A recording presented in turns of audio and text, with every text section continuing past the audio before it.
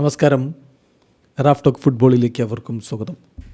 FC ബാഴ്സലോണയോട് Atletico Madrid പരാജയപ്പെട്ടല്ലോ.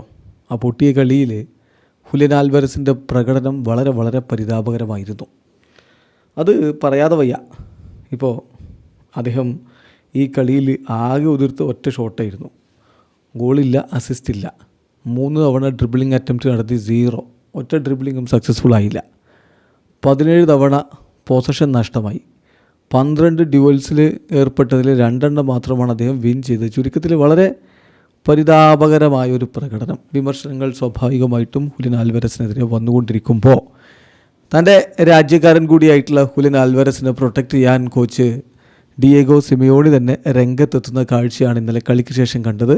താരത്തിൻ്റെ മോശം പ്രകടനത്തെ പത്രക്കാർ ചൂണ്ടിക്കാണിച്ചപ്പോൾ ഹുലിയൻ ആൽവാരസിനെ കുറിച്ച് ഡിയേഗോ സിമിയോണി പറഞ്ഞ മറുപടി നോക്കാം. അദ്ദേഹം പറയുന്നു, ഹുലിയൻ വളരെ ഹൈ ലെവലിലാണ് ഇവിടെ എത്തിയതിന് ശേഷം, ഈ ക്ലബ്ബിലെത്തിയതിന് ശേഷം പെർഫോം ചെയ്തുകൊണ്ടിരുന്നത്. പക്ഷേ അവനും മനുഷ്യനാണ്.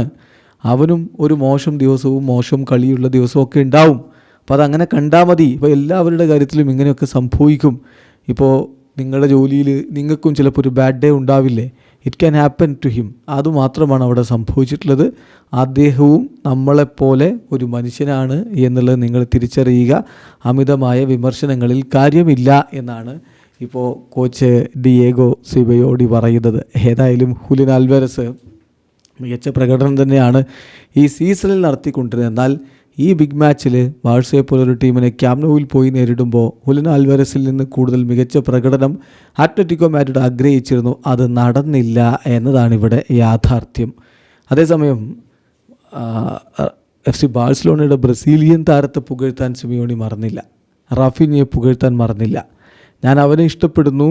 അവൻ എല്ലായിടത്തും നല്ല രൂപത്തിൽ കളിക്കുന്നു. നമുക്ക് മുന്നേറ്റത്തിൽ എവിടെയും അവനെ ഉപയോഗപ്പെടുത്താൻ പറ്റും. മിഡ്ഫീൽഡിലും വേണമെങ്കിൽ വിങ് ബാക്കായിട്ടൊക്കെ ഉപയോഗപ്പെടുത്താൻ പറ്റും.